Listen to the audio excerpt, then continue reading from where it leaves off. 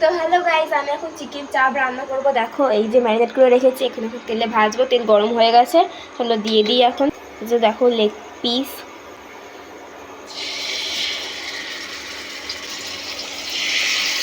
দিয়ে দিয়েছি ভাজতে, একটু হালকা করে এগুলোকে ভাজতে হবে। তো এবার আমি দিয়ে দেবো কেটে রাখা টমেটোটা, একটু রসুন কুচিও দিয়েছি, যাতে খেতে টেস্ট হয়। আর বেরেস্তা ভেজে রেখেছি এই যে, কিন্তু ওটা এখন আমি দেবো না, একটু হয়ে যাওয়ার পর উপরে জাস্ট ছড়িয়ে দেবো। টমেটোটা দেওয়া একটু গলে যাওয়ার পর দিয়ে দেবো আমি গ্রেভিটা। এখানে কিছু কিছু ছোটো ছোটো পিস আছে যেগুলো এতে দিইনি, ওগুলো খুবই ছোট। তো আমি এবার গ্রেভিটাকেও দিয়ে দেবো।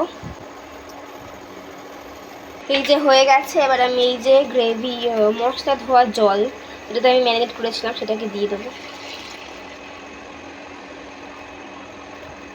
তো কিছুটা বেরেস্তা আমি এখন ওপর থেকে দিচ্ছি, পুরোটা এখন দিয়ে দেবো না। এই যে রান্নাটা আমার পুরোপুরি হয়ে গেছে। দেখো এবার আমি দিয়ে দেবো ওপর থেকে চিকেন মশলা,